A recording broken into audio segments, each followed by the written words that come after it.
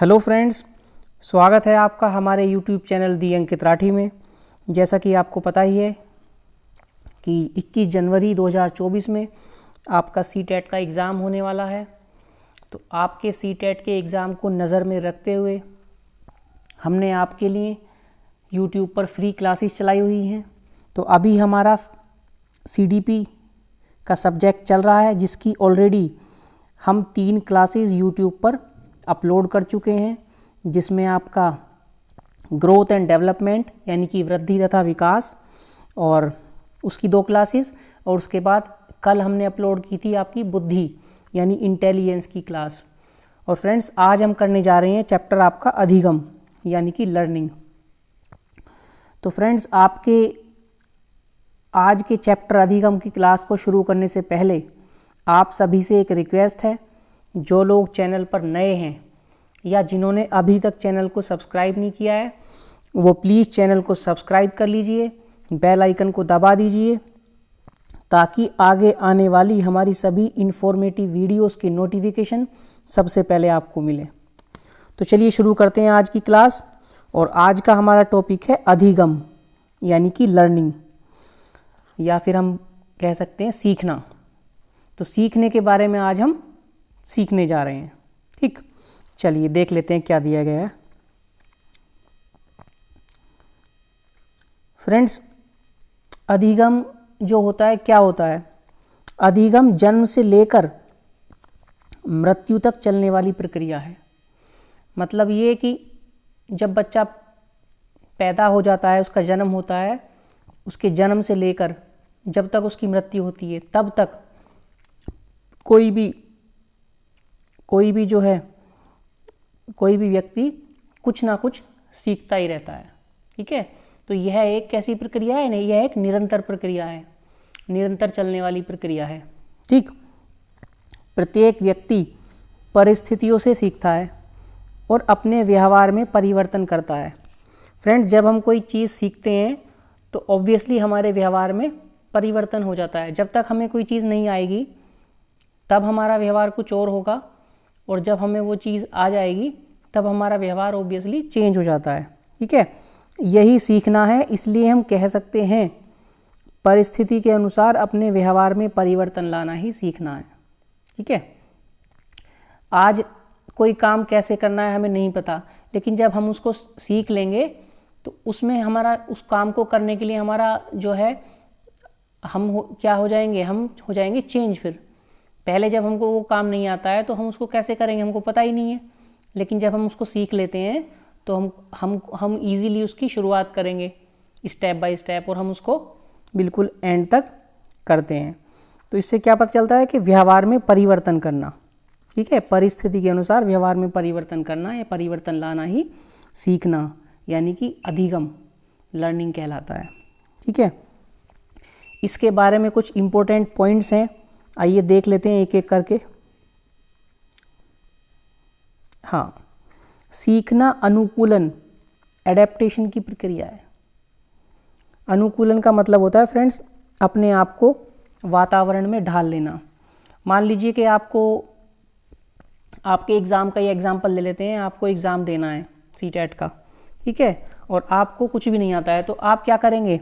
आप अनुकूलन करेंगे, एडेप्टेशन करेंगे, अपने आप को सीटेट के पेपर के लिए तैयार करने के लिए वातावरण में ढाल लेंगे कि सुबह को आपको पढ़ना है 2 घंटे, ठीक है, शाम को आपको 2 घंटे पढ़ना है, और रात में सोने से पहले आपको 2 घंटा पढ़ना है। ठीक है, तो क्या कर लेंगे? अनुकूलन कर लेंगे, और अनुकूलन के द्वारा आप सीखेंगे। ठीक है, सेकंड पॉइंट देखते हैं। सीखना सार्वभौमिक यूनिवर्सल प्रक्रिया है। आप किसी भी जगह, ठीक है, कहीं भी रहकर और कुछ भी सीख सकते हैं। ठीक है, उसके लिए कोई ये नहीं है कि एक पर्टिकुलर जगह ये आदमी सीखता है, कहीं से भी इंसान सीख सकता है, कहीं से भी सीखता है। ठीक है, सीखना व्यवहार में परिवर्तन है। अभी हमने आपको बताया, जब आपको कोई चीज़ आ जाती है, सीख लेते हैं, तो आपके बिहेवियर में चेंज हो जाता है। ठीक है, सीखना एक मानसिक प्रक्रिया है, सीखना एक मेंटल प्रोसेस है। किस चीज़ से सीखते हैं हम बताइए? कैसे हम सीखते हैं? हम अपने माइंड से तो सीखते हैं, अपनी बुद्धि से, दिमाग से, अपने दिमाग से सीखते हैं ना, मन से। तो इसलिए सीखना एक मानसिक प्रक्रिया है। स्कूल में अधिगम में परिवेश से सहभागिता द्वारा कौशलों और ज्ञान का अर्जन पर अधिक बल देना चाहिए। सीखने के लिए जब हम विद्यालय में सीखते हैं कोई चीज़ तो किस चीज़ पर ज़्यादा बल देना चाहिए? सहभागिता। सहभागिता का मतलब फ्रेंड्स है कि सब साथ मिलकर, ठीक है, सब साथ मिलकर पार्टिसिपेट कर कर कौशल और ज्ञान को अर्जन करने के लिए, ग्रहण करने के लिए उस पर ज़्यादा बल दिया जाना चाहिए। सबको मिलजुल कर, ठीक है, सब मिलजुल कर कोई काम करते हैं, सीखते हैं तो बहुत ही अच्छे से अधिगम होता है। ठीक है, आगे देख लेते हैं, थोड़ा सा स्लाइड ऊपर कर लेते हैं फ्रेंड्स। हाँ, सार्थक अधिगम यानी कि मीनिंगफुल लर्निंग में एक समस्या पर विविध तरीकों से विचार करने के लिए प्रोत्साहित करना। फ्रेंड्स, सबसे पहली बात तो ये कि जब सीखते हैं हम कोई भी चीज़ वो मीनिंगफुल होनी चाहिए, उसका कुछ ना कुछ अर्थ होना चाहिए। ये नहीं कि हमने बस कोई भी काम सीख लिया लेकिन उसका कोई यूज़ नहीं है, उसका कोई मतलब नहीं है। तो सबसे पहले तो अधिगम कैसा होना चाहिए? मीनिंगफुल यानी कि सार्थक। उसके बाद आपके पास कोई भी समस्या है और आप उसका समाधान करते हैं तो उसके लिए भिन्न भिन्न तरीकों से विचार करने के लिए प्रोत्साहित करना चाहिए। मतलब ऐसा नहीं है कि एक समस्या का आप समाधान कर रहे हैं और उससे उस तरीके से समाधान नहीं हुआ तो फिर आप बैठ जाएंगे, नहीं, आपके पास दूसरा ऑप्शन होना चाहिए, दूसरा तरीका आपके पास होना चाहिए। अलग अलग तरीकों से विचार करके हमें समस्या का समाधान करना चाहिए। इसी के लिए विद्यालय में बच्चों को प्रोत्साहन, एनकरेज करना चाहिए। ठीक है, चलिए आगे देख लेते हैं क्या दिया गया है। अधिगम अधिक सार्थक और प्रभावशाली होता है अगर वह मुख्यतः स्वनिर्देशित यानी कि सेल्फ डायरेक्टेड हो। बच्चा कब जल्दी सीखता है या फिर हम कब जल्दी सीखते हैं? जब हम अंदर से खुद से मोटिवेटेड होते हैं, खुद से स्वनिर्देशित होते हैं। मतलब हमें कोई बताने वाला नहीं है, हमें कोई नहीं बता रहा, लेकिन हमारे अंदर से मन में ये बात है कि हमें ये चीज़ सीखनी है। ठीक है, पेपर एग्ज़ाम के लिए ले लेते हैं कि आपका सीटेट का एग्ज़ाम है। ठीक है, सीटेट का एग्ज़ाम होने वाला है और आपने माइंड बना रखा है, मन बना रखा है कि हमें सीटेट का एग्ज़ाम हर हालत में पास करना है और हमें गवर्नमेंट जॉब लेके टीचर बनना है। यानी कि यदि आपके मन में ये बात खुद से है और खुद आप डायरेक्टेड कर रहे हैं खुद को, ठीक है, आप अपने आप को खुद से ही डायरेक्टेड कर रहे हैं, तो सीखना क्या हो जाएगा? सार्थक होगा, यानी मीनिंगफुल रहेगा और प्रभावशाली। आप जल्दी चीज़ को सीख लेंगे। ठीक है, चलिए आगे देख लेते हैं। प्रारंभिक कक्षाओं में शिक्षण अधिगम प्रक्रिया के लिए करके सीखना यानी कि लर्निंग बाय डूइंग दृष्टिकोण बेहतर है। समझ रहे हैं फ्रेंड्स? जब भी कोई आप प्रारंभिक कक्षाओं में काम करते हैं शिक्षण अधिगम प्रक्रिया से संबंधित, तो यदि उस काम को आप खुद अपने हाथ से करते हैं, ठीक है, तो जो सीखना होता है, लर्निंग होती है, बहुत ज़्यादा प्रभावी हो जाती है।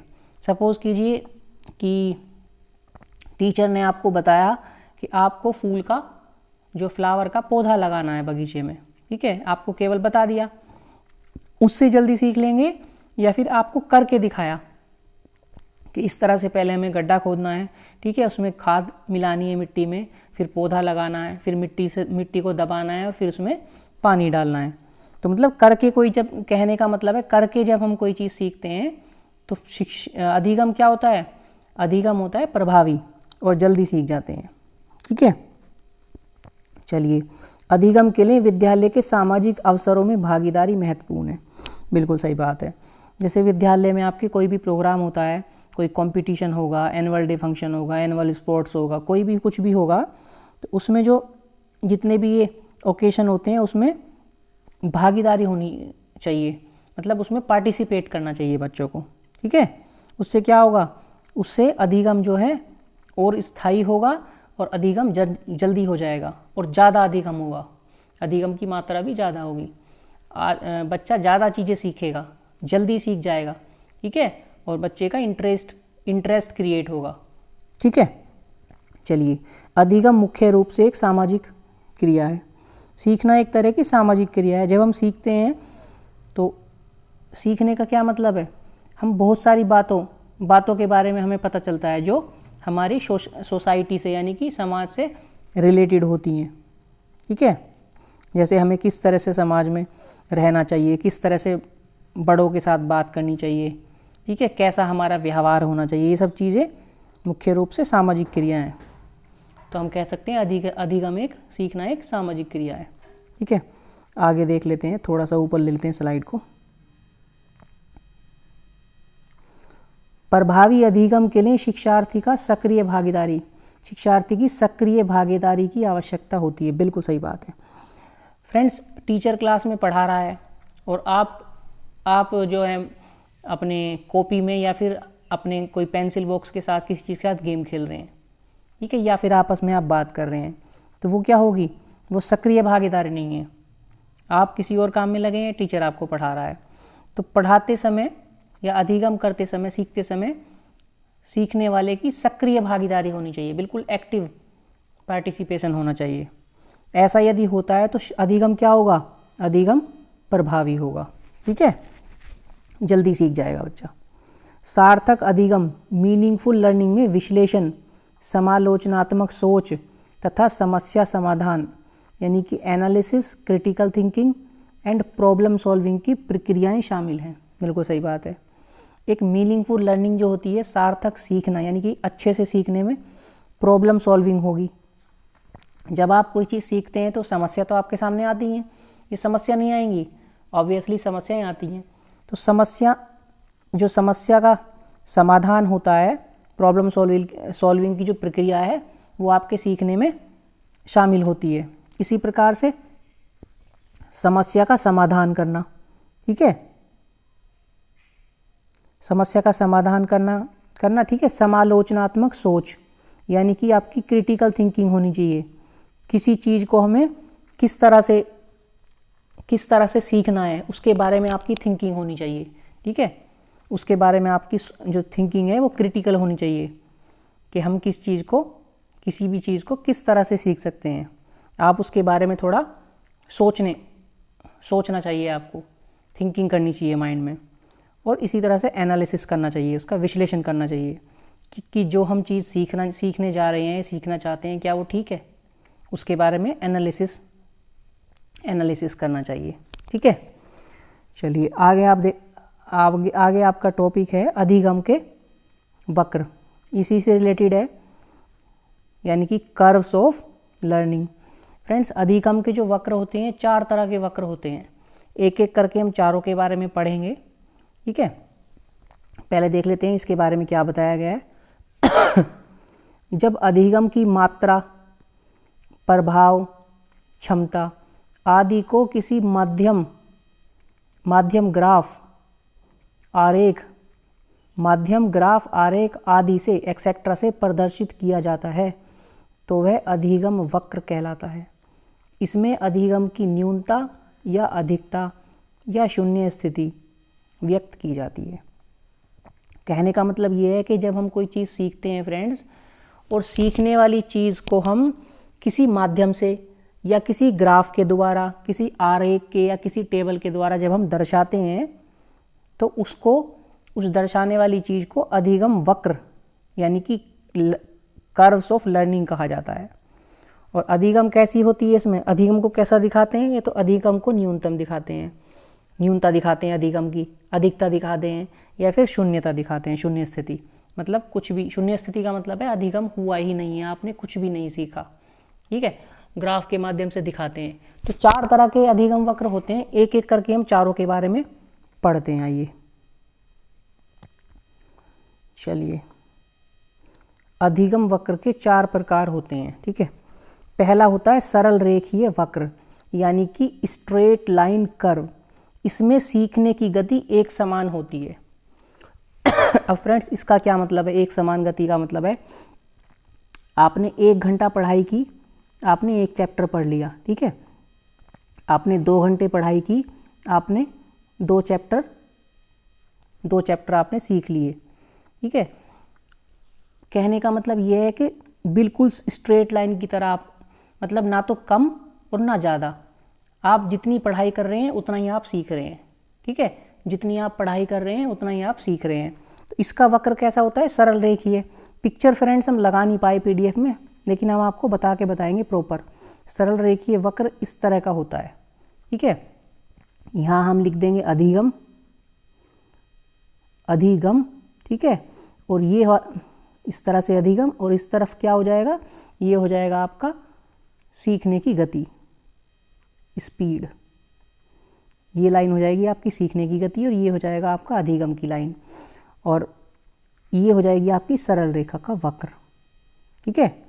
मतलब हम बिल्कुल स्ट्रेट लाइन में सीख रहे हैं। एक जितना हम पढ़ रहे हैं उतना ही सीख रहे हैं, जितना हम पढ़ रहे हैं उतना ही हम सीख रहे हैं, ठीक है। इस तरह का बिल्कुल स्ट्रेट लाइन वक्र होता है इसका। कहने का मतलब ये है कि ना तो हम कम सीख रहे कभी, ना हम ज़्यादा सीख रहे, ना हम कम सीख रहे, ना हम ज़्यादा सीख रहे हैं, बिल्कुल इक्वल हम सीख रहे हैं। चलिए नेक्स्ट देख लेते हैं हम। नेक्स्ट है उन्नतोदर वक्र यानी एलिवेशन कर्व। इसका क्या मतलब है उन्नतोदर का?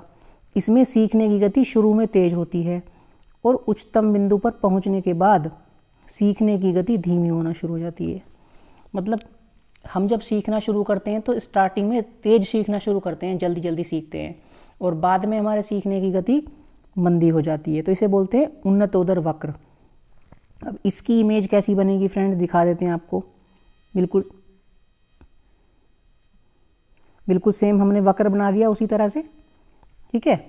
अब प्रारंभ में हम सीखना शुरू कर रहे हैं स्पीड से, और बाद में आके वक्र आपका थोड़ा कैसा हो जाएगा, थोड़ा घूम जाएगा, ठीक है। मतलब स्टार्टिंग में स्पीड हमारी ऊपर जा रही है और फिर धीरे से थोड़ा सीधी रेखा की तरह बन जाती है, ऐसे बन गई ना, तो मतलब हमारी स्पीड बाद में आके घट जाती है, ठीक है। चलिए इसी प्रकार से हम देख लेते हैं थर्ड वन, नतोदर अधिगम वक्र। फ्रेंड्स ध्यान रखेंगे, कंफ्यूज नहीं होना है इनमें। उन्नतोदर उन्नति हो रही है, मतलब स्टार्टिंग में बढ़ रहे हैं पहले, बाद में घटेंगे। नतोदर यानी कि कॉनकेव लर्निंग वक्र, इसमें शुरू में सीखने की गति धीमी होती है, ठीक है। उसके बाद धीरे धीरे सीखने की गति तेज होना शुरू हो जाती है और वह उच्चतम स्तर की ओर बढ़ती है। स्टार्टिंग में मतलब क्या रहेगा, स्टार्टिंग में गति कम रहेगी, स्टार्टिंग में धीरे धीरे सीखना स्टार्ट करेंगे और बाद में आके सीखते सीखते बाद में आके सीखने की गति बढ़ जाएगी। जैसे कि नॉर्मली अधिकतर यही वक्र पाया जाता है, पहले स्टार्टिंग में कम रहेगी गति, बाद में सीखने की गति जो है बढ़ जाती है। अधिकतर ये वाला वक्र पाया जाता है सब में मोस्टली, ठीक है। इसका वक्र किस तरह से बनेगा फ्रेंड्स, इस तरह से, पहले स्टार्टिंग में धीरे धीरे, फिर एकदम से ऊपर उठ जाएगा, इस तरह से बनता है ये वक्र। एग्जाम में पूछा गया है फ्रेंड्स वक्र, ध्यान रखेंगे इसकी इमेज किस तरह से, कौन सा वाला वक्र आपका बनेगा, ठीक है। तो ये हो जाता है आपका नतोदर अधिगम वक्र यानी कि कॉनकेव लर्निंग कर्व। स्टार्टिंग में गति मंदी रहेगी, बाद में तेज हो जाएगी। फ्रेंड्स आपको बता देते हैं कि ये ज़रूरी नहीं है कि कोई बच्चा स्टार्टिंग में कमज़ोर है तो बाद में वो होशियार नहीं बन सकता है, और उसी का उदाहरण ये वक्र है। स्टार्टिंग में सीखने की गति मंदी है और बाद में सीखने की गति, जब वो सीखता चला जाता है तो इंटरेस्ट उसका क्रिएट होता चला जाएगा, बढ़ता चला जाएगा, और वो उसकी सीखने की स्पीड बढ़ जाएगी, ठीक है। आगे देख लेते हैं। अब आ जाता है फ्रेंड्स आपका मिश्रित अधिगम वक्र। इसमें क्या होता है, इसमें सीखने की गति कभी बढ़ जाएगी, कभी घट जाएगी, कभी ज़्यादा होगी, कभी कम होगी। इसमें शुरू में अधिगम की गति तेज या धीमी, तेज भी हो सकती है स्टार्टिंग में और धीमी भी हो सकती है, और अंत में भी अधिगम की गति तेज या धीमी दोनों तरह से हो सकती है। बाद में भी यही होगा, कभी तेज हो सकती है, कभी मंदी हो सकती है। इसीलिए इसका नाम रखा गया है मिश्रित अधिगम वक्र, ठीक है। यह वक्र उन्नतोदर व नतोदर अधिगम वक्र का मिला जुला रूप है। तो इसकी इमेज कैसी बनेगी, इसकी इमेज बनेगी फ्रेंड्स एस की तरह, ठीक है, इस तरह से बनेगी, एक एस की तरह, लेटे हुए एस की तरह। मतलब पहले कम है स्पीड, फिर स्पीड बढ़ गई, फिर बाद में आके फिर कम हो जाती है। पहले कम है स्पीड फ्रेंड्स, फिर बढ़ जाएगी स्पीड, फिर कम हो जाएगी बाद में, ठीक है। इस तरह से इसका वक्र बनेगा। क्लियर है? चलिए अब आगे देख लेते हैं। अब आपका दिया गया अधिगम पठार यानी लर्निंग प्लेट्यू। अब इसका क्या मतलब होता है, ये भी फ्रेंड्स इसी से रिलेटेड है, अधिगम वक्र से रिलेटेड है। आइए बता देते हैं आपको क्या है अधिगम पठार यानी कि लर्निंग प्लेट्यू। इसमें सीखने की गति रुक जाती है, यानी उसमें न तो उन्नति होती है न अवनति होती। अधिगम का पठार में अधिगम की गति 0 होती है।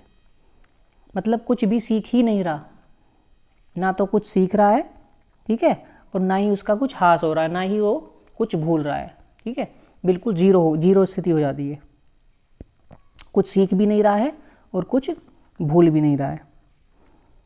तो इस स्थिति को बोलते हैं अधिगम पठार, ठीक है। चलिए आगे चलते हैं, आगे देख लेते हैं।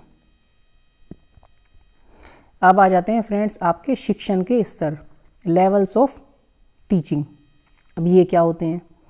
शिक्षण के स्तर को 3 स्तरों में बांटा गया है। शिक्षण के स्तर को 3 भागों में बांटा गया है, ऐसा लिखना चाहिए था इनको। चलिए ठीक है, अब देख लेते हैं एक एक करके क्या दिया गया है। पहला स्तर आपका दिया गया है फ्रेंड्स स्मृति स्तर, यानी कि मेमोरी लेवल। अब यह किसने दिया था आपका फ्रेंड्स? यह दिया था हर्बर्ट ने, ठीक है। इस स्तर में क्या किया जाता है? इस स्तर में बच्चे के रटने पर बल दिया जाता है। बच्चे को कुछ भी सिखाएंगे तो बस उसको रटना सिखा देंगे। कोई भी चीज़ है कि उसको पढ़ो और पढ़ के रट के रट्टा मार के उसको सीखो, यानी कि स्मृति, इसलिए इसका नाम है स्मृति स्तर, मेमोरी लेवल। ये शिक्षण अधिगम प्रक्रिया का सबसे निचला स्तर है, सबसे लोवेस्ट स्तर होता है फ्रेंड्स, ये सबसे नीचे यही आता है टीचिंग के लेवल में। इस स्तर के शिक्षण अधिगम का उद्देश्य केवल ज्ञान प्राप्त करना है। सीधी सी बात है, जब हम कोई चीज़ रट रहे हैं, ठीक है, रट्टा मार रहे हैं केवल, तो उसका कोई उद्देश्य सामाजिक या व्यवहारिक जीवन से जोड़ना नहीं है बच्चे को, केवल ज्ञान प्राप्त करना, केवल जो बुकिश नॉलेज है, किताबी नॉलेज है, उसको केवल प्राप्त करना इसका मतलब है, ठीक है। यह छोटी कक्षाओं के लिए होता है, मतलब छोटी जो कक्षाएं होती हैं, क्लास 3 हो गई, 4 हो गई, 5 हो गई, छोटी कक्षाओं के लिए ये वाला लेवल शिक्षण का स्तर होता है, ठीक है। चलिए नेक्स्ट देख लेते हैं। दूसरा लेवल आ जाता है आपका फ्रेंड्स समझ बोध स्तर, यानी कि अंडरस्टैंडिंग लेवल। यह मोरिसन ने दिया था। शिक्षण का यह स्तर मोरिसन द्वारा दिया गया था। यह स्तर स्मृति स्तर से कुछ ऊंचा होता है। ऑब्वियसली इसमें समझ की बात की गई है, तो जो पहला वाला स्तर था रटने वाला, ठीक है, उससे ऊपर वाला स्तर है। इस तरह में रटने की बजाय ज्ञान को अच्छी तरह से समझने पर बल दिया जाता है, यानी कि ये अच्छा भी है, उससे केवल किसी चीज़ को रटना नहीं है, उसको अच्छे से समझना है। तो इस चीज़ पर इस स्तर में बल दिया जाता है, इसीलिए इसका नाम है समझ बोध स्तर। इस स्तर में बच्चों को ज्ञान दिया जाता है या नियम या सिद्धांत बताए जाते हैं। बच्चों को ज्ञान दिया जाता है, बच्चों को नियम बताए जाते हैं, नियम या फिर सिद्धांत बताए जाते हैं।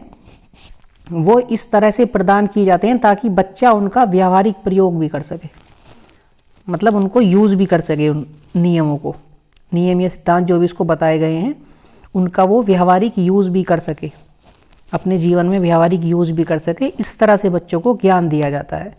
तो एक तरह से कह सकते हैं कि शिक्षा का ये स्तर, दूसरा स्तर यानी कि समझ बोध स्तर अच्छा है। किससे? स्मृति स्तर से, पहले वाले स्तर से। चलिए नंबर 3 देख लेते हैं, चिंतन स्तर। थोड़ा सा ऊपर कर लेते हैं स्लाइड। 3rd स्तर होता है फ्रेंड्स चिंतन स्तर। ये क्या होता है? यह शिक्षण अधिगम का सबसे ऊंचा स्तर माना जाता है। फ्रेंड्स ये सबसे ऊंचा स्तर है, ठीक है। ऊंचा क्यों है? क्योंकि इस स्तर में बच्चे को अपनी मानसिक शक्तियों के विकास के पूर्ण अवसर दिए जाते हैं, ठीक है।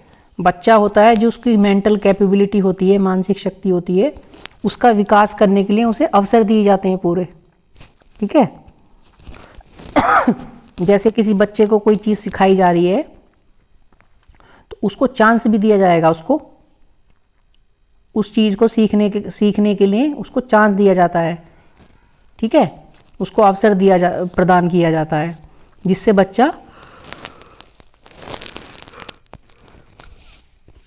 बच्चा चिंतन करता है। जब बच्चे को अवसर मिलेगा तो क्या करेगा? किसी चीज़ को सीखता है, बच्चे को अवसर मिला है, तो बच्चा उस पर चिंतन भी करता है। ठीक है, इसलिए इस स्तर को सबसे अच्छा माना गया है। इसमें पहले बच्चे को विभिन्न नियमों, सिद्धांतों आदि की जानकारी दी जाती है, फिर उन्हें स्वतंत्र रूप से इस पर चिंतन करने और निष्कर्ष निकालने के अवसर दिए जाते हैं। सपोज कर लीजिए मैथ्स आपको टीचर पढ़ा रहा है और पढ़ाते समय टीचर ने पहले आपको सूत्र और उसके प्रिंसिपल्स बता दिए। ठीक है, उसके बाद आपको एक सवाल दिया जाता है जिसमें उन सूत्र, सिद्धांतों का, प्रिंसिपल्स का यूज़ किया जाना है। तो आप क्या करेंगे, उस प्रश्न को सॉल्व करने के लिए चिंतन करेंगे आप। ठीक है, चिंतन करेंगे तब उस प्रश्न को आप सॉल्व करेंगे और लास्ट में आपका फाइनली निष्कर्ष निकलेगा, यानी कि आंसर आएगा। ठीक है, तो सबसे अच्छा एग्जाम्पल यही है इसका। मैथ्स का कोई क्वेश्चन टीचर करा रहा है आपको, उससे पहले आपको टीचर ने उसके सूत्र और प्रिंसिपल्स के बारे में बताया और फिर आपको कहा कि अब आप इसको, फिर आपको अवसर दिया, चांस दिया कि बोर्ड पे आइए या फिर कॉपी में आप उसको अब करके दिखाइए। ठीक है, चलिए आगे चलते हैं फ्रेंड्स। इसमें आपका एक टॉपिक है सूक्ष्म शिक्षण, यानी कि माइक्रो टीचिंग। अब ये क्या होता है इसके बारे में देख लेते हैं। सूक्ष्म शिक्षण यानी कि माइक्रो टीचिंग, यह शिक्षण का छोटा सा प्रारूप है, ओके, जिसमें क्लास में शिक्षण क्रियाएं सूक्ष्म रूप से कार्य करती हैं। सूक्ष्म शिक्षण विधि का विकास एलन महोदय ने किया था। सूक्ष्म शिक्षण विधि फ्रेंड्स किसके द्वारा दी गई थी? एलन महोदय। ठीक है, एलन महोदय ने इसको दिया था। क्या होता है इसमें माइक्रो टीचिंग में? इसमें कक्षा में टीचिंग कराई जाती है। ठीक है, सूक्ष्म शिक्षण कराया जाता है। शिक्षण क्रियाएं सूक्ष्म रूप से कार्य करती हैं, यानी कि कराई जाती हैं। सूक्ष्म शिक्षण से कम समय में अधिक दक्षता प्रदान किया जाता है। इसमें क्या होता है? कम समय में अधिक बातें सिखाई जाती हैं। ठीक है, अधिक दक्षता, स्किल्स जो है सिखाई जाती हैं।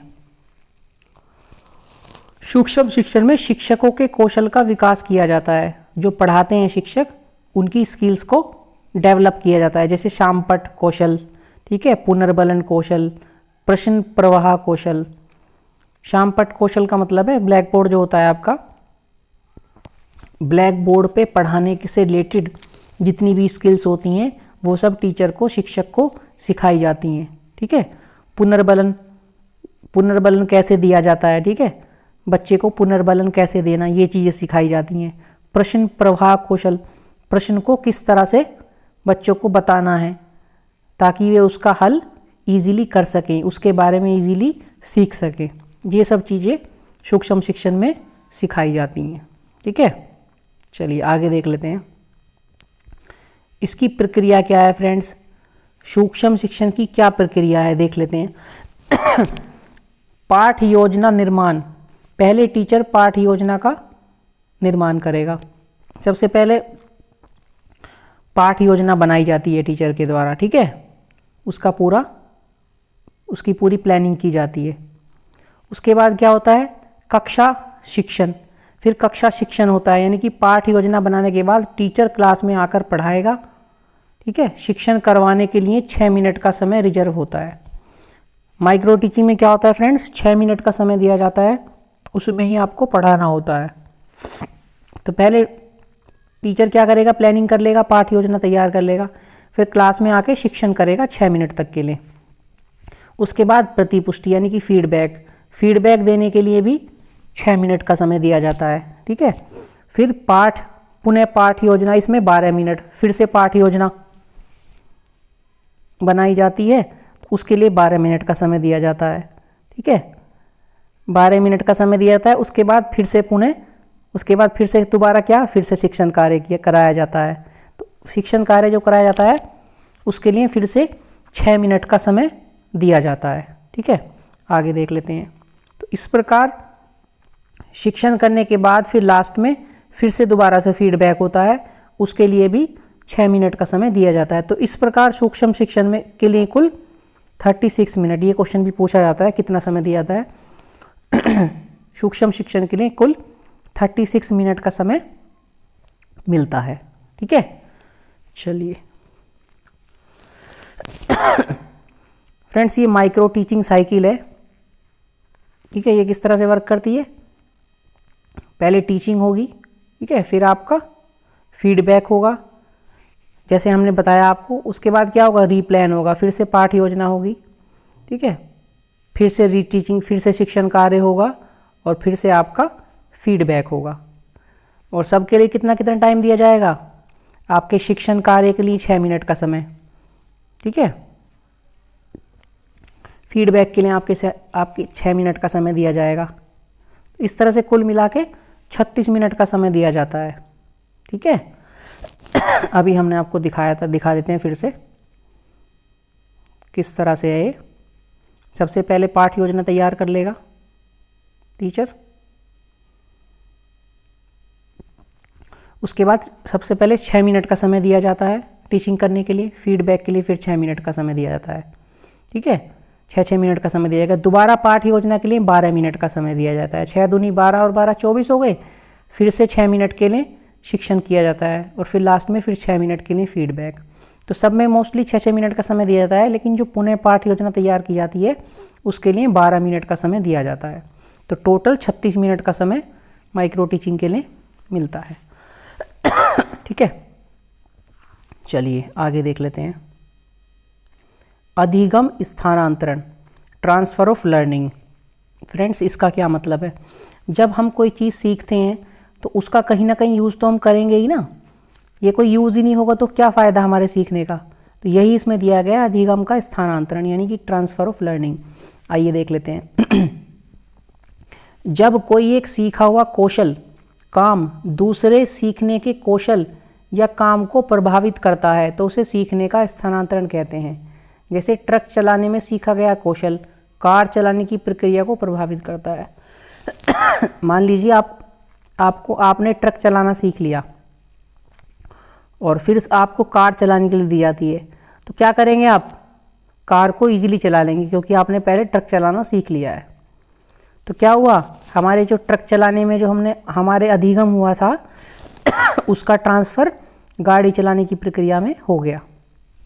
इसी को बोलते हैं अधिगम स्थानांतरण, ट्रांसफ़र ऑफ लर्निंग। अब इसके कुछ प्रकार होते हैं अलग अलग, देख लेते हैं क्या क्या होते हैं। इसके 4 प्रकार होते हैं फ्रेंड्स। पहला होता है धनात्मक स्थानांतरण, यानी कि धनात्मक स्थानांतरण पूर्व ज्ञान, अनुभव या प्रशिक्षण की नई बातों को सिखाने में सहायता प्रदान करता है। आपको एक नॉर्मल सी लैंग्वेज में बता देता हूँ फ्रेंड्स, जब हमारा पहला सीखा हुआ ज्ञान किसी दूसरे काम को सीखने में सहायता करता है, ठीक है, उसके लिए हेल्पफुल होता है, पॉजिटिव होता है, तो उसे बोलते हैं धनात्मक स्थानांतरण। क्लियर है फ्रेंड्स। किसी कार्य को करने का ज्ञान, योग्यता या अनुभव जब अन्य कार्य को करने में सहायक हो तब इस सीखने को धनात्मक स्थानांतरण माना जाता है, ठीक है ना। अभी आपको बताया ये बात। देखिए एग्जाम्पल भी दिया गया है इसका। जैसे हिंदी भाषा का ज्ञान संस्कृत भाषा सीखने में सहायता प्रदान करने के कारण धनात्मक स्थानांतरण कहलाएगा। आपको हिंदी आती है, आपने हिंदी सीख ली, उसके बाद आप संस्कृत भाषा को सीखते हैं, तो संस्कृत भाषा को सीखने में हिंदी का भी यूज़ होता है, तो उससे क्या होगा, उससे आपको फ़ायदा मिलेगा, आप संस्कृत लैंग्वेज को जल्दी सीख जाएंगे। तो ये कैसा स्थानांतरण होगा, ये एक अधिगम का धनात्मक स्थानांतरण होगा। क्लियर है, आई होप आपको क्लियर हो गया होगा अब ये। चलिए अब नेक्स्ट देख लेते हैं। इसके बाद नेक्स्ट लिया गया ऋणात्मक स्थानांतरण। फ्रेंड्स आपको बता देते हैं ऋणात्मक स्थानांतरण क्या होता है।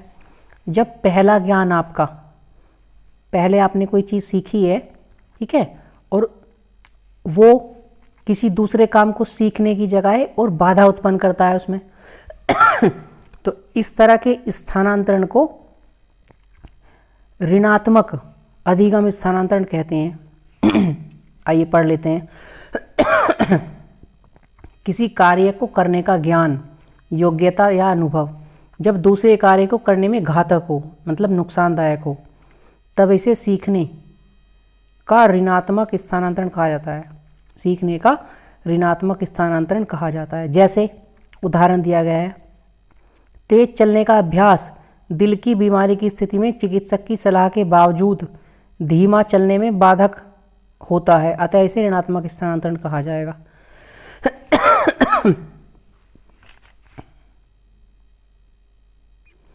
ठीक है, मतलब डॉक्टर ने सलाह दी है आपको तेज चलने के लिए, आपने मतलब आप तेज चलते हैं तो आपकी बॉडी फिट रहती है, ठीक है। लेकिन यदि आपको दिल से संबंधित कोई बीमारी है, डॉक्टर ने आपको धीमे चलने के लिए कहा है, तो जब तेज चलने की आपको हैबिट है और आप धीमा चलेंगे तो वो आपके लिए क्या होगा, वो आपके लिए थोड़ा सा घातक साबित होगा, आपके लिए मुसीबत पैदा करेगा। ठीक है, इसे ऋणात्मक स्थानांतरण कहा जाता है। फ्रेंड्स, इसका एक अच्छा एग्जाम्पल दे लेते हैं, आपको शायद पता भी हो सकता है कुछ कंट्रीज़ में जब हम कार चलाते हैं तो स्टीयरिंग होता है लेफ़्ट साइड पे, हमारे यहाँ इंडिया में होता है राइट साइड पे स्टीयरिंग होता है, लेकिन गल्फ़ में जैसे सऊदी वगैरह में, दुबई में, यूएई में, यूएई देश का नाम है, दुबई तो एक स्टेट है, तो वहाँ पे क्या होगा, स्टीयरिंग राइट की जगह लेफ़्ट में होता है। तो वहाँ आपको पूरा ड्राइविंग करने के लिए स्कूल में ड्राइविंग लाइसेंस लेने के लिए एडमिशन लेना पड़ता है, तब आप ड्राइविंग सीखते हैं। तो वहाँ आपने ड्राइविंग सीख ली, ठीक है, और फिर आप इंडिया में आके कार चलाते हो। लेकिन कार का क्या है, इंडिया में कार का स्टीयरिंग होता है राइट हैंड साइड पे, और रोड्स के जो रूल हैं, जैसे हम किस साइड पे चलते हैं अपने, हमेशा हम अपने चलते हैं बाएं हाथ की तरफ, तो वहाँ पे रोड रूल भी अलग हैं। तो क्या होगा, इंडिया में गाड़ी चलाने में वो आपका पिछला वाला ज्ञान जो आपने गल्फ़ में, दुबई में सीखी है कार चलानी, वो आपके लिए घातक हो सकता है। तो इस तरह के स्थानांतरण को बोलते हैं ऋणात्मक स्थानांतरण। ठीक है फ्रेंड्स, क्लियर हो गया होगा आई होप आपके अब।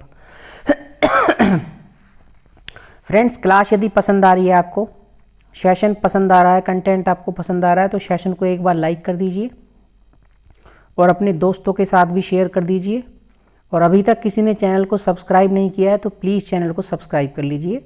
आपके लिए आने वाले सभी टीचिंग गवर्नमेंट एग्ज़ाम के लिए हमारा चैनल बहुत ही महत्वपूर्ण होने वाला है। चलिए आगे देख लेते हैं अब एक शून्य स्थानांतरण, ये क्या होता है। सीखने की प्रक्रिया में जब पूर्व अनुभव ना तो सहायक होता है ना ही बाधक होता है, तो वहाँ पर अधिगम का शून्य स्थानांतरण पाया जाता है। ठीक है, मान लीजिए आपने कोई काम सीख लिया, अब आपको कोई दूसरा काम करना है। ठीक है, तो जो आपने पहले कोई काम सीखा है और आपको जो दूसरा काम सीखना है, उसमें उनका कोई आपस में लेना देना नहीं है।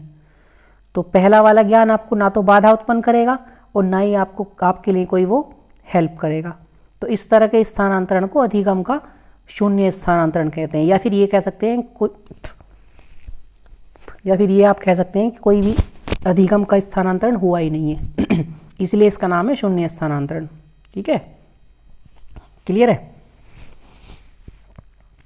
अब एक और देख लेते हैं, 4 मैंने बताया था आपको। एक होता है क्षैतिज स्थानांतरण, जब किसी स्तर में अर्जित ज्ञान, अनुभव या प्रशिक्षण का उपयोग व्यक्ति के द्वारा उस प्रकार की लगभग समान स्थिति में किया जाता है, तो इसे सीखने का क्षैतिज स्थानांतरण कहते हैं। जैसे कि गणित में जोड़ घटाने के प्रश्नों को हल करने का अभ्यास उसी तरह के विज्ञान के अन्य प्रश्नों को हल करने में काम आता है। समझ गए फ्रेंड्स। जैसे गणित में आप जोड़ घटा के जो प्रश्न को हल करते हैं, और बिल्कुल क्षैतिज का मतलब है उसी की तरह का कोई दूसरा काम है, उसमें आपको हेल्प कर रहा है। ठीक है, उसी तरह के विज्ञान के अन्य प्रश्नों में आपको जोड़ घटाने के जो सवाल हैं काम आ रहे हैं आपको। ठीक है, बिल्कुल सेम तरह के, तो उसको इस तरह के स्थानांतरण को बोलते हैं क्षैतिज स्थानांतरण। ठीक है, चलिए आई होप कि आपको क्लियर हो गया होगा। फ्रेंड्स, अब बहुत ही इंपॉर्टेंट टॉपिक है इसका, लर्निंग डिसेबिलिटीज़। ठीक है, यानी कि अधिगम अक्षमता। डिसेबिलिटी समझते हैं ना आप, अधिगम अक्षमता, सीखने की क्षमता या योग्यता में कमी को अधिगम अक्षमता कहते हैं। जब आप किसी चीज़ को सीखते हैं और उसमें कमी आ जाती है तो उसको अधिगम अक्षमता कहते हैं। यह एक चर अवस्था, वेरिएबल स्टेज है।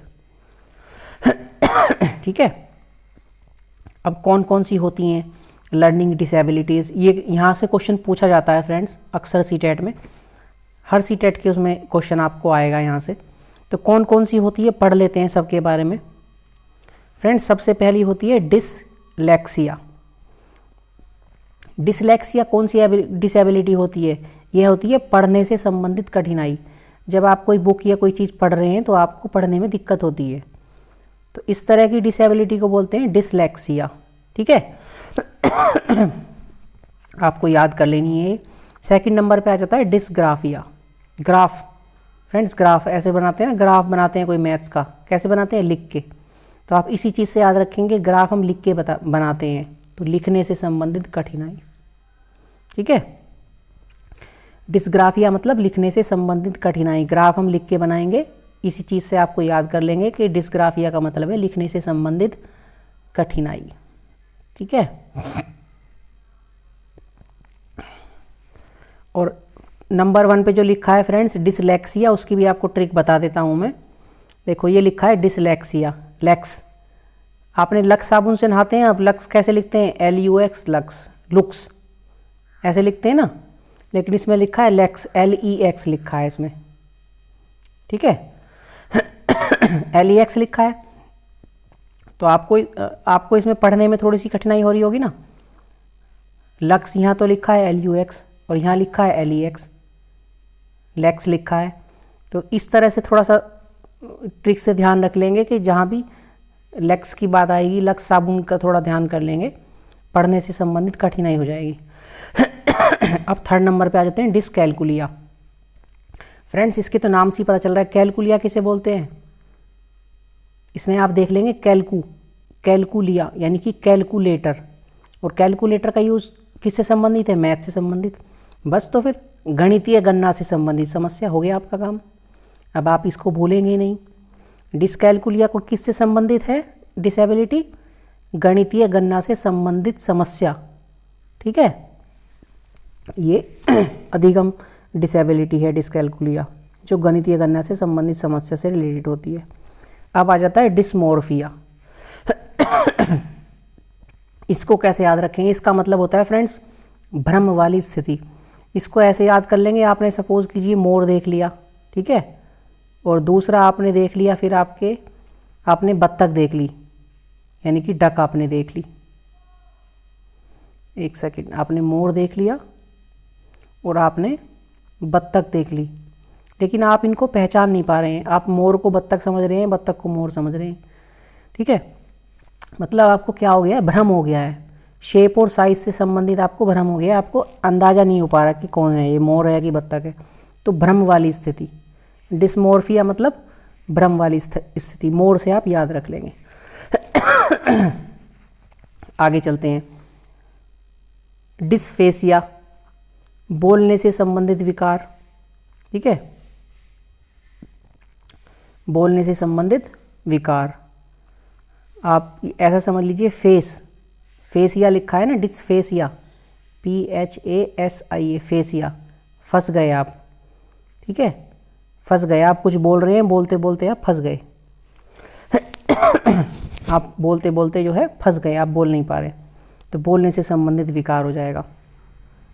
अब आ जाता है फ्रेंड्स डिस्प्रेक्सिया, ये भी बहुत पूछा जाता है। डिस्प्रेक्सिया शारीरिक कौशल से संबंधित विकार, यानी कि ये इस तरह का होता है फ्रेंड्स, जैसे कि शारीरिक आपको कोई प्रॉब्लम है, आपको सपोज कीजिए बॉल पकड़नी है, बॉल आपके सामने से आ रही है, आप देख दूसरी तरफ रहे हैं और हाथ आपके दूसरी तरफ है। तो आप बॉल पकड़ ही नहीं पाएंगे। हालांकि आप जब प्रैक्टिस करेंगे तो आप पकड़ लेंगे, लेकिन जब आप प्रैक्टिस करने के बाद भी बार बार बॉल नहीं पकड़ पा रहे हैं, तो इसका मतलब क्या है? आपको डिस्प्रेक्सिया की प्रॉब्लम है, यानी कि शारीरिक कौशल से संबंधित कोई आपको विकार है। ठीक है, बार बार प्रैक्टिस करने से भी आप बॉल नहीं पकड़ पा रहे, तो आपको शारीरिक कौशल से संबंधित विकार है, यानी कि डिस्प्रेक्सिया की आपको प्रॉब्लम है। ठीक है, अब लास्ट होता है डिस्थेमिया, यानी कि तनाव से संबंधित। ठीक है, आप इसको थेम से याद रख लेंगे, THEM, थेम, THEM आ रहा है ना इसमें। THEM तो दैम होता है, दैम, तनाव, T से ही शुरू हो रहा है, ठीक है, तनाव, थेम थम तनाव, ठीक है, इस तरह से आप इसको याद कर लेंगे। डिस्थेमिया तनाव से संबंधित। तो ये थे फ्रेंड्स आपके विकार, अधिगम विकार थे जो कि 7 हैं, और कुछ और भी हमने इंक्लूड किए हैं जो सीटेट में पूछे जाते हैं। आइए देख लेते हैं उनको भी। ADHD, ADHD यानी कि फुल फॉर्म भी इसकी पूछ ली जाती है, याद रखेंगे आप, अटेंशन डेफिसिट, ठीक है। डेफिसिट का मतलब होता है घटना, कोई चीज़। हाइपर एक्टिव डिसऑर्डर इसका पूरा नाम है। अटेंशन डेफिसिट यानी कि अटेंशन की कमी, और हाइपर एक्टिव डिसऑर्डर। बच्चा क्या होता है इसमें, एक्टिव तो ज़्यादा रहेगा, ज़्यादा हाइपर एक्टिव हो जाएगा, लेकिन अटेंशन की उसमें कमी होती है। इसमें बच्चा एक चीज़ पर ध्यान केंद्रित नहीं कर पाता, ध्यान केंद्रित नहीं कर पाएगा, और बहुत हाइपर एक्टिव होता है। वैसे एक्टिव बहुत होगा वो, उसके हाथ में कोई चीज़ दे दोगे, पेन या कुछ भी चीज़ दे दोगे, उसको इधर उधर घुमा देगा, तोड़ देगा, जल्दी जल्दी घुमाएगा, ठीक है। मतलब एक्टिव तो बहुत रहेगा, हाइपर एक्टिव रहेगा, लेकिन किसी चीज़ के ऊपर ध्यान केंद्रित नहीं कर पाता वो। तो ये होती है आपकी ADHD, ठीक है। अब एक आ जाता है आपका स्वलीनता, ये बहुत इंपॉर्टेंट है। स्वलीनता या फिर आत्म केंद्रिता इसे बोल सकते हैं, इंग्लिश में बोलते हैं ऑटिज्म। इसका मतलब होता है खुद के ऊपर ही ध्यान केंद्रित करना, बस खुद में ही स्वलीन रहना। स्वलीनता से आपको पता चल रहा है वर्ड से, खुद में ही लीन रहना। दोहराव, रिपीटिटिव और बार बार किए जाने वाला व्यवहार, बिहेवियर ऑटिज्म कहलाता है। मतलब किसी चीज़ का बार बार रिपीटेशन कर रहे हैं, कोई चीज़ को, ठीक है, किसी एक्टिविटी को, और बार बार उसका उसी व्यवहार को किए जा रहे हैं, तो उसे बोलते हैं बिहेवियर ऑटिज्म, ठीक है। व्यावहारिक आत्म केंद्रिता, यह दिव्यांगता सामाजिक संचार, सोशल कम्युनिकेशन में चुनौतियों का कारण बनती है। यदि कोई किसी को स्वलीनता की प्रॉब्लम है, तो सामाजिक सोशल कम्युनिकेशन में चुनौतियों का कारण ऑब्वियसली बनेगी। ऐसा इंसान क्या होगा, सामाजिक नहीं होगा, किसी से मिलेगा जुलेगा नहीं, ज़्यादा बातचीत नहीं करेगा, ठीक है। जब ज़्यादा बातचीत नहीं करेगा, मिलेगा नहीं, तो उसे समाज की बहुत सारी चीज़ों का ज्ञान ही नहीं होगा, ठीक है। चलिए आगे देख लेते हैं। आगे दिया गया फ्रेंड्स आपका बहुत ही इम्पोर्टेंट है, RPWD एक्ट 2016, यानी कि राइट्स, इसका मतलब होता है आपका, ये होता है फ्रेंड्स जो फिजिकली डिसेबल्ड लोग होते हैं, दिव्यांग लोग होते हैं, उनके लिए एक्ट है, ठीक है। दिव्यांगों के लिए एक्ट होता है, उनके अधिकारों के लिए ये एक्ट बनाया गया है 2016 में, ठीक है। RPWD एक्ट 1995 के स्थान पर PWD एक्ट 2016 लाया गया। पहले 1995 में बना था, उसकी जगह पर अब लाया गया PWD, ठीक है। 2016 में जो संसद में पास हुआ है PWD एक्ट 2016 में, PWD एक्ट 1995 में मौजूद विकलांगता के 7 प्रकारों से बढ़कर 21 प्रकार के दिए गए हैं। पहले जो एक्ट था 1995 में, उसमें 7 प्रकार की विकलांगता यानी कि डिसएबिलिटी के बारे में बताया गया था, ठीक है। और अब यह भी सुनिश्चित कर दिया गया है कि केंद्र सरकार के पास और विकलांगता के प्रकार जोड़ने की भी शक्ति होगी। यदि और भी किसी प्रकार की विकलांगता देखी जाती है, पाई जाती है, तो उसको भी इसमें RPWD एक्ट में जोड़ा जा सकता है, ठीक है फ्रेंड्स, क्लियर है। चलिए फ्रेंड्स, इसकी फुल फॉर्म भी आपको बता देते हैं। RPWD की फुल फॉर्म होती है rights for person with disabilities, ठीक है। जो दिव्यांग लोग होते हैं उनके जो अधिकार हैं उसके बारे में बताया गया है इसमें, ठीक है। 21 प्रकार की हैं दिव्यांग, ये सबको पढ़ने की ज़रूरत नहीं है, बस आप 1-2 याद रखेंगे, अभी आपको बता देते हैं। इसमें हमने ऐड किया हुआ है rights for person with disabilities. चलिए आगे देख लेते हैं। इनके द्वारा सुझाई गई युक्तियाँ, मतलब जो फिज़िकली डिसेबल्ड होते हैं, जो दिव्यांगजन होते हैं, उनके लिए क्या करना चाहिए। इसमें बताया गया जीवन के सभी क्षेत्रों में समानता और गैर भेदभाव, ऐसे लोगों के साथ भेदभाव नहीं करना है कि हाँ उसको वो तो अंधा है, या तो वो तो बहरा है, या फिर या वो तो काना है, ठीक है। इस तरह की कोई भी एक्टिविटी, या वो तो बोना है, किसी भी क्षेत्र में समानता देनी है उनको, इक्वलिटी उनको देनी है, और उनके साथ कोई भेदभाव नहीं करना है। स्कूल जाने वाले बच्चों को हर 5 साल में सर्वे करना, जो बच्चे स्कूल जाते हैं हर 5 साल में उनका सर्वे करना चाहिए, ठीक है। तीसरा पॉइंट लिखा है बुक्स, TLM आदि उपलब्ध कराना, उनको बच्चों को बुक्स उपलब्ध कराना पढ़ने के लिए, और TLM यानी कि टीचिंग लर्निंग मटेरियल, जिसकी सहायता से वो अपनी अच्छे से पढ़ाई कर सकें, ये सब चीज़ें उनके लिए प्रोवाइड कराना। इन चीज़ों का खास ध्यान रखा गया है इसमें एक्ट में, ठीक है। और ये जो आपका RPWD एक्ट है, इसी के अंदर आती है आपकी, जैसे हमने बताया 21 अक्षमताओं के बारे में इसमें बताया गया है, तो इसमें हमने 2 ऐड किए हैं। एक तो हमने आपको बताया अभी ऊपर, हाँ यही, इसमें हमने एक ऐड की है गामक गतिमान अक्षमता, यानी कि लोकोमोटर डिसेबिलिटी। ये क्या होती है? यह क्षमता शारीरिक अक्षमता या मसल्स का सही तरीके से नहीं चलना से संबंधित होती है, जैसे चलना कूदना, हाथ में कोई वस्तु न पकड़ पाने की अक्षमता।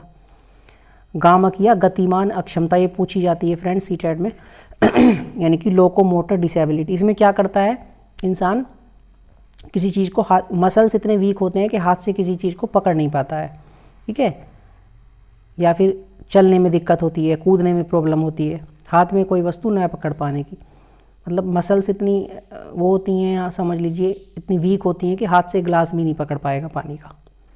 ये एक तरह की अक्षमता है जिसको बोलते हैं गामक या गतिमान अक्षमता, इंग्लिश में लोकोमोटर डिसेबिलिटी, ठीक है फ्रेंड्स।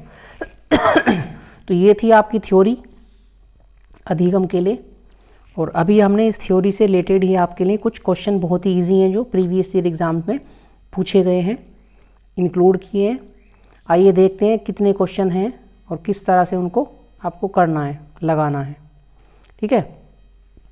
क्वेश्चन नंबर 1 है आपका फ्रेंड्स, अनुभवों के कारण व्यवहार में होने वाले अपेक्षाकृत स्थायी परिवर्तन को क्या कहा जाता है? बताइए, हमने स्टार्टिंग में ही पढ़ा है, हालांकि ये लाइन उसमें इंक्लूड नहीं थी, इस लाइन को भी आप इंक्लूड कर लेंगे। ये लाइन भी नोट्स में लिखवाई हुई है कि अनुभवों के कारण व्यवहार में होने वाले अपेक्षाकृत स्थायी परिवर्तन को, जो अधिगम क्या होता है, स्थायी परिवर्तन होता है, परमानेंट चेंजेस होते हैं, तो क्या हो जाएगा इसका राइट आंसर? अधिगम, ऑप्शन नंबर 2, क्वेश्चन नंबर 1 का ऑप्शन नंबर 2 बिल्कुल राइट आंसर हो जाएगा। स्थायी परिवर्तन को क्या कहते हैं? अनुभव के कारण व्यवहार में जो स्थायी परिवर्तन होते हैं अधिगम कहते हैं, ठीक है। चलिए फ्रेंड्स, क्लास यदि पसंद आ रही हो तो क्लास को लाइक कर दीजिए, अपने दोस्तों को भी शेयर कर दीजिए, और अभी तक किसी ने चैनल को सब्सक्राइब नहीं किया है तो प्लीज़ सब्सक्राइब कर लीजिए, आपके बहुत ही काम आने वाला है हमारा ये चैनल। चलिए क्वेश्चन नंबर 2 देख लेते हैं, क्या दिया गया है आपका। अधिगम के संदर्भ में शिक्षार्थियों एवं मनोवैज्ञानिकों ने विविध प्रकार की परिभाषाएं दी हैं। ओके, अधिगम डैश चलने वाली एक निरंतर प्रक्रिया है। फ्रेंड्स, ये तो पता है आपको कि अधिगम जो है निरंतर चलती है। अब इसके ऑप्शन देख लेते हैं, वृद्धावस्था तक चलती है, युवावस्था तक चलती है, किशोर अवस्था तक चलती है, या फिर जीवन पर्यंत। जीवन पर्यंत का मतलब है पूरे जीवन चलती है। बताइए क्या हो जाएगा इसका राइट आंसर? कितना इजी क्वेश्चन है, फटाफट कमेंट कीजिए फ्रेंड्स, अपना राइट आंसर फटाफट कमेंट कीजिए, क्या हो जाएगा इसका राइट आंसर, बताइए जल्दी। अधिगम एक कैसी प्रक्रिया है? अधिगम एक जीवन पर्यंत चलने वाली प्रक्रिया है, ठीक है, जन्म से मृत्यु तक। तो क्वेश्चन नंबर 2 का ऑप्शन नंबर डी, जीवन पर्यंत, बिल्कुल राइट आंसर हो जाएगा। क्लियर है फ्रेंड्स? चलिए क्वेश्चन नंबर 3 पे चलते हैं। देख लेते हैं क्वेश्चन नंबर 3 क्या दिया गया है। आदतों, ज्ञान तथा अभिवृत्तियों का अर्जन ही अधिगम है, यह परिभाषा दी गई है। क्रो एंड क्रो ने, वाटसन ने, जीन पियाजे ने, स्किनर ने। फ्रेंड्स, ये तो हमने आपको बताया नहीं है, ये एक डेफिनेशन है, ठीक है, ये कुछ कथन कह सकते हैं इनको, बहुत सारे कथन हैं इसमें। आपके सी टेट में तो इतने नहीं पूछे जाते, लेकिन यूपी टेट में आपके ज़्यादा पूछे जाएंगे, या फिर और टेट में आपके पूछे जाते हैं। तो कुछ इम्पोर्टेंट हैं, हमने इंक्लूड कर लिया है। तो ये कथन किसका है बताइए। आप में से किसी को पता है तो फटाफट कमेंट कीजिए। आदतों, ज्ञान तथा अभिवृत्तियों का अर्जन ही अधिगम है। ये वाली डेफिनेशन किसने दी है, किसने दिया है ये कथन? तो आपको बता देते हैं फ्रेंड्स, ये कथन है क्रो एंड क्रो का। मनोवैज्ञानिक थे क्रो एंड क्रो, उनका ये कथन है। तो क्वेश्चन नंबर 3 का ऑप्शन नंबर 1 बिल्कुल राइट आंसर हो जाएगा। क्लियर है, याद कर लेंगे इसको अच्छे से लिख लेंगे कहीं पे। चलिए नेक्स्ट क्वेश्चन पे चलते हैं। आज का क्वेश्चन नंबर 4 देख लेते हैं। स्कूल के भीतर और बाहर दोनों जगहों पर डैश की चलती रहती है। बताइए, सीखने की चलती रहती है, सीखने की प्रक्रिया, विकास की प्रक्रिया चलती रहती है, बालक की शरारती चलती रहती है, शिक्षकों की प्रगति चलती रहती है। फ्रेंड्स, बालकों की शरारत और शिक्षकों की प्रगति तो काट देंगे। अब सीखने की प्रक्रिया या फिर विकास की प्रक्रिया? फ्रेंड्स, वैसे दोनों बात एक ही हैं। सीखने की प्रक्रिया ही एक तरह से विकास की प्रक्रिया होती है, तो इसका ऑप्शन हो जाएगा। लेकिन आपका ऑप्शन नंबर ए, स्कूल के भीतर और बाहर बच्चा का अंदर भी सीखता है और बाहर भी सीखता है। तो स्कूल के भीतर और बाहर दोनों जगहों पर सीखने की प्रक्रिया चलती रहती है। तो क्वेश्चन नंबर 4 का ऑप्शन नंबर ए बिल्कुल राइट आंसर हो जाएगा। क्लियर है? चलिए बहुत इजी क्वेश्चन है। क्वेश्चन नंबर आपका 5, निम्न में से कौन सा बालकों के अधिगम एवं विकास में सबसे अधिक योगदान देता है? बताइए। परिवार, समवयस्क समूह या फिर टेलीविज़न? ठीक है, परिवार, समवयस्क समूह या फिर शिक्षक, परिवार, खेल या कंप्यूटर, परिवार, खेल एवं पर्यटन। फ्रेंड्स, परिवार तो आपका हर एक ऑप्शन में दिया गया है, यानी कि परिवार तो इम्पोर्टेंट है। सबसे पहले बच्चा कहाँ सीखता है? परिवार में।